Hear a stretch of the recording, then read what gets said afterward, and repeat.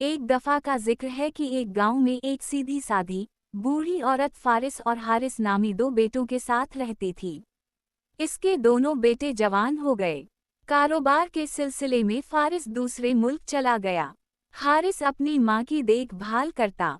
खुदा का करना ऐसा हुआ कि एक दिन हारिस बीमार पड़ गया। बहुत इलाज करवाया लेकिन कोई फायदा न हुआ और वो दुनिया से चल बसा।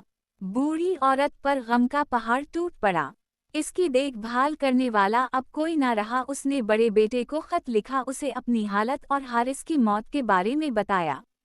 इससे पहले कि फारिस की तरफ से कोई जवाब आता, एक मुसाफिर जो किसी दूसरे गांव से आया था, वो बूढ़ी औरत के पास आया और बोला, माँ जी मैं मुसाफिर हूँ और रात बहुत हो गई है, तो आप मुझे आज की रात अपने घर रहने दें।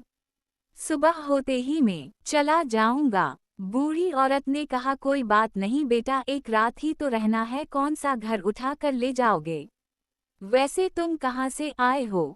इस आदमी ने वैसे ही कहा कि मैं दूसरी दुनिया से आ रहा हूँ दादी अम्मा। दूसरी दुनिया से उसका मुराद था लंबे सफ़र से। बूढ़ी औरत परेशान थी, कुछ उसके दिलो दिमाग पर बेटे की मौत का असर था। अपने दिल को समझाने के लिए वो अक्सर कहा करती थी कि मेरा बेटा दूसरी दुनिया चला गया है। कहने लगी, कुछ दिन पहले मेरा बेटा हारिस भी दूसरी दुनिया चला गया है, तुमने देखा क्या उसे? वो आदमी समझ गया कि अम्मा सीधी साधी है, क्यों ना उसे बेवकूफ़ बनाया जाए। वो बोला, हाँ मैंने देखा है आपके बेटे को, वो मेरे साथ ही रहता है। बूढ़ी औरत ने इससे पूछा कि अब वो कैसा है, किस हाल में है? वो आदमी बूढ़ी औरत की सादगी को भानपते हुए बोला, हारिस मियाँ तो अच्छे इंसान हैं, मेरे साथ ही रहते हैं। बूढ़ी औरत इसके पास बैठ गई और बोली, क्या करता है वो वहाँ?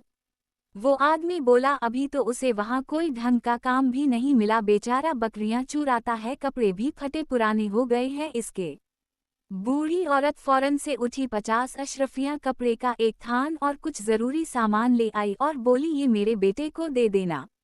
सुबह होते ही इस आदमी ने सामान लिया और चलता बना। अगले ही दिन फारिस दूसरे मुल्क से वापस आ गया तो दोनों माँ बेटा पहले तो एक दूसरे के गले लग के बहुत रोए। फिर बूढ़ी औरत ने उसे बताया कि बेटा अभी कल ही एक आदमी दूसरी दुनिया से आया था और तुम्हारे भाई का हाल बता रहा था कि इसके पास कुछ खाने पीने को नहीं है, तो मैंने कपड़े, पैसे और खाने पीने का कुछ सामान और पैसे दिए और कहा कि ये हारिस को दे देना।